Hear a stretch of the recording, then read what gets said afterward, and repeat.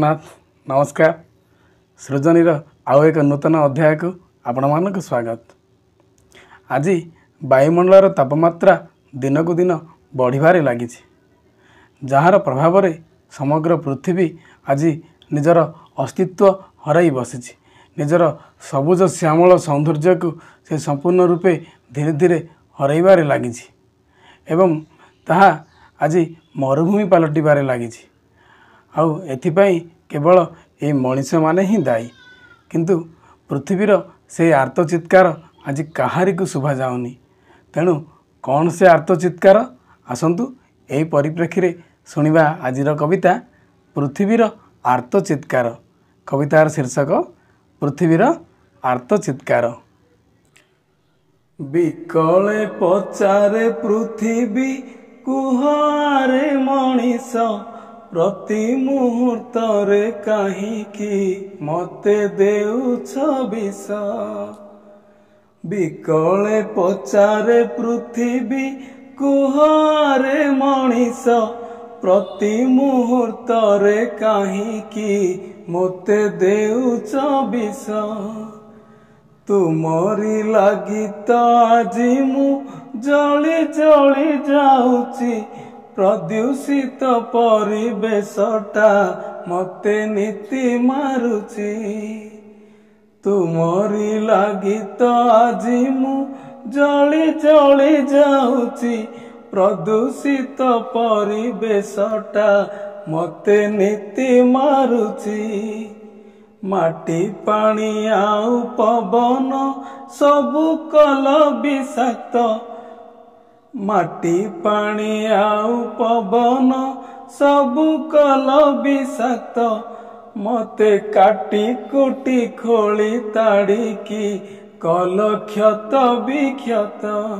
स्वार्थ मेध यज्ञ तुमरी मते देल आहुति, एमिति करिकी कुहरे किबा पाउच शांति। स्वार्थ मेध यज्ञ तुमरी मते देल आहुति, एमिति करिकी कुहरे किबा पाउच शांति। पशु पक्षी कीट पतंग सबु हेले हीनस्ता, परिवेश संतुलन रे नाही बाड़ की बता। पशु पक्षी कीट पतंग सबु हेले हीनस्ता, परिवेश संतुलन रे नाही बाड़ की बता। बण जंगल को काटिकी सबु करिल पदा, बरसा राणी को काहीकि कुह देउच बाधा। बण जंगल को काटिकी सबु करिल पदा, बरसा राणी को काहीकि कुह देउच बाधा। वर्षा ठारू आजी धरारे बढ़ी गलाणी ताती, धरणी राणी को पड़ीची एबे घोर विपत्ति। वर्षा ठारू आजी धरारे बढ़ी गलाणी ताती, धरणी राणी को पड़ीची एबे घोर विपत्ति। माटी साथे सबु संपर्क एबे तुटाई देल, कंक्रीट जंगल भितरे आजी मुकल बल। माटी साथे सबु संपर्क एबे तुटाई देल, कंक्रीट जंगल भितरे आजी मुकल बल। वन्य प्राणी जेते बनरु सबु हेले विलीन, पक्षी कूल लोप पाइले कल मुकल शून्य। वन्य प्राणी जेते बनरु सबु हेले विलीन, पक्षी कूल लोप पाइले कल मुकल शून्य।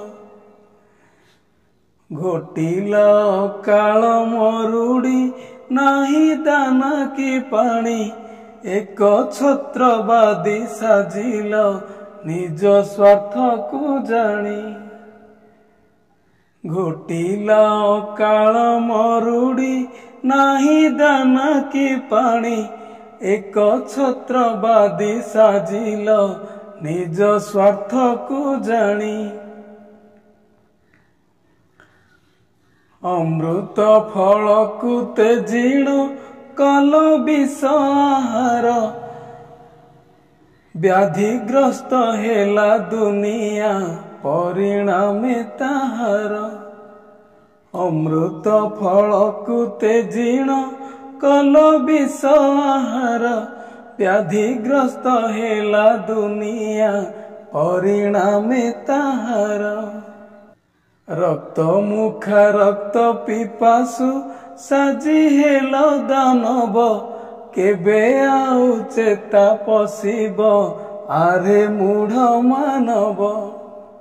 ରକ୍ତ ମୁଖା ରକ୍ତ ପିପାସୁ ସାଜି ହେଲ ଦାନବ।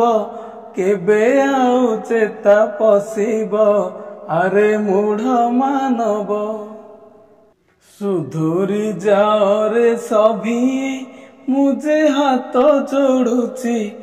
ଆଉ ମତେ କଷ୍ଟ ଦିଅ ନା ତମ ଗୋଡ଼ ଧରୁଛି। ସୁଧୁରି ଯାଅରେ ସଭିଏ ମୁଁ ଯେ ହାତ ଯୋଡୁଛି। ଆଉ ମତେ କଷ୍ଟ ଦିଅ ନା ତୁମ ଗୋଡ଼ ଧରୁଛି। ଯେତେ ପାର ସେତେ ସଭିଏ ଭାଇ ଗଛ ଲଗାଅ। ଏ ଘର ସଙ୍କଟ କାଳରୁ ମତେ ମୁକ୍ତି ଦିଅ। ଯେତେ ପାର ସେତେ ସଭିଏ ଭାଇ ଗଛ ଲଗାଅ। ଏ ଘୋର ସଙ୍କଟ କାଳରୁ ମତେ ମୁକ୍ତି ଦିଅ। ମତେ ମୁକ୍ତି ଦିଅ। ମତେ ମୁକ୍ତି ଦିଅ। ଧନ୍ୟବାଦ। ଆଶା କରୁଛି ଏହି ପୃଥିବୀର ଆର୍ତ୍ତଚିତ୍କାର କବିତା ନିଶ୍ଚୟ ଆପଣମାନଙ୍କୁ ଭଲ ଲାଗିଥିବ। ହଁ, ଆଜି ପୃଥିବୀର ଏହି ଅବସ୍ଥା ପାଇଁ କେବଳ ମଣିଷମାନେ ହିଁ ଦାୟୀ। ତେଣୁ ଆସନ୍ତୁ ଆମେ ପୁଣି ଥରେ ଆମ ଧରଣୀ ରାଣୀର ସବୁଜ ସୁନ୍ଦର ପରିବେଶକୁ ପୁଣି ଥରେ ଫେରାଇ ଆଣିବା ଏବଂ ଆମେ ସଭିଏ ତା'ର ସୁରକ୍ଷା କରିବା। ନିଜର ପରିବେଶକୁ ସଦାସର୍ବଦା ସନ୍ତୁଳନ ରକ୍ଷା କରିବା। ଗଛ ଲଗାଇବା। ତେବେ ଆମେ ପୁଣି ଥରେ ଆମ ଧରଣୀ ରାଣୀକୁ ସବୁଜ ସୁନ୍ଦର ରୂପେ ଦେଖିପାରିବା। ଏହି ଆଶାରେ ରହୁଛି। ନମସ୍କାର।